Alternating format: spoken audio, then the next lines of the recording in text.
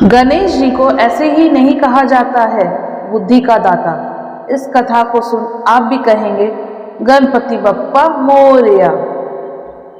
गणपति बप्पा यानी भगवान गणेश जी की पूजा सभी विघ्न बाधाओं को दूर करने वाली मानी गई है, इसलिए भगवान गणेश को विघ्नहर्ता भी कहा जाता है। हिंदू पंचांग के अनुसार 27 अप्रैल 2024 को गणपति बप्पा की कृपा पाने का उत्तम संयोग बन रहा है। इस तिथि को विकट संकष्टी चतुर्थी के नाम से भी जाना जाता है।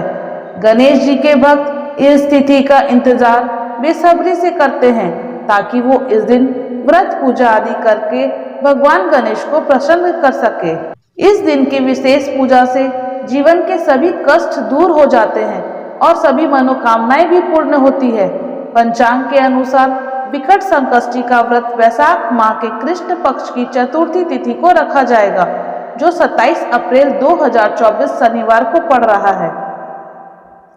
इस दिन रात में चंद्र दर्शन के बाद व्रत संपूर्ण माना जाता है।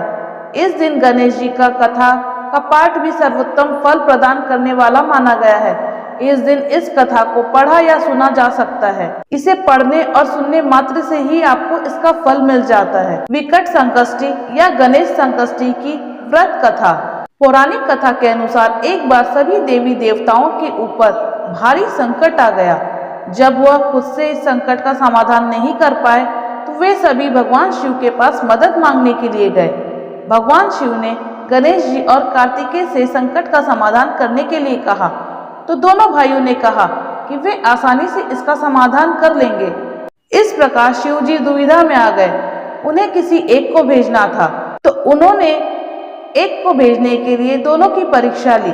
उन्होंने कहा कि जाओ, जो इस पृथ्वी का चक्कर सबसे पहले लगाकर मेरे पास आएगा वही इस समस्या का समाधान कर पाएगा। यह बात सुन भगवान कार्तिकेय बिना किसी देर किए अपने वाहन मोर पर सवार होकर पृथ्वी की परिक्रमा करने के लिए निकल गए। वही गणेश जी के पास मूषक की सवारी थी।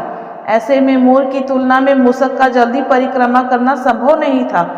तब उन्होंने बड़ी चालाकी से पृथ्वी का चक्कर न लगाकर अपने स्थान पर खड़े होकर माता पिता यानी माता पार्वती और भगवान शिव की 7 परिक्रमा की।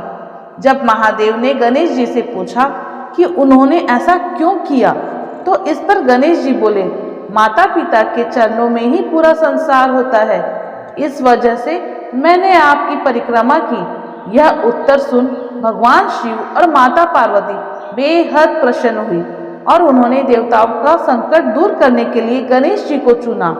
इसी के साथ भगवान शिव ने गणेश जी को यह आशीर्वाद भी दिया कि जो भी चतुर्थी के दिन गणेश पूजन कर चंद्रमा को जल अर्पित करेगा उसके सभी दुख दूर हो जाएंगे, साथ ही पाप का नाश और सुख समृद्धि की प्राप्ति होगी। तो बोलो गणेश जी महाराज की जय।